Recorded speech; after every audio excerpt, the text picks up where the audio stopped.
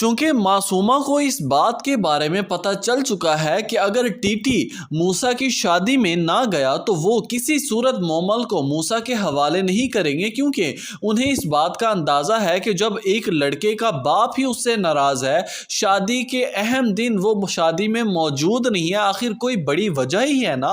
तो मासूमा इसी सिचुएशन का फ़ायदा उठाते हुए अपना हर काम, अपना उल्लू सीधा कर देगी। अब दूसरी तरफ टीटी का बीपी हाई हो जाता है, ब्लड प्रेशर हाई होने की वजह से बेहोश पड़ा रहता है नींद की गोलियां खाकर।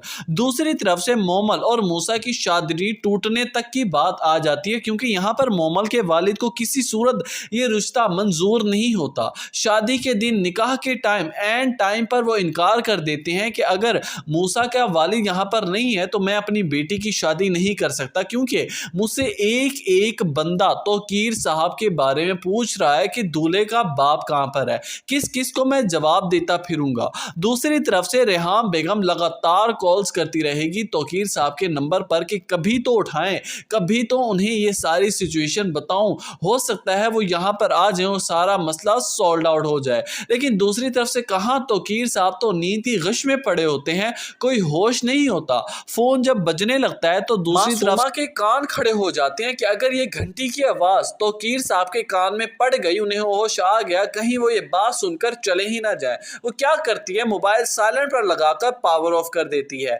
अब यहाँ पर फोन तो बंद हो गया, तौकीर साहब नींद की गश में सोए पड़े हैं। दूसरी तरफ से मूसा के होश औसान खता हो जाएंगे। मोमल से कहने लगेगा कि मुझे तुमसे अलग कमरे में बात करनी है जरूरी। यहाँ पर मोमल और मूसा एक कमरे में खड़े होते हैं। मूसा मोमल से कहने लगता है कि देखो मोमल, यहाँ पर बात हमारी मोहब्बत, हमारे इश्क की है, खानदानी मसाइल को दूर रखो। ये सारे लड़ाई झगड़े हमारी मोहब्बत को कमज़ोर नहीं कर सकते। अगर तुम्हें अपने माँ बाप की इज्जत प्यारी है तो ठीक है, हम यहीं पर रिश्ता ख़त्म कर देते हैं। अगर तुम्हें थोड़ा सा भी मुझ पर यकीन है, मुझ पर भरोसा है, तो हम सारी ज़िंदगी एक साथ गुजार सकते हैं बहुत अच्छे तरीके से। और तुम ये मत सोचना कि मैं कंगाल हूँ, मेरे पास कुछ नहीं है।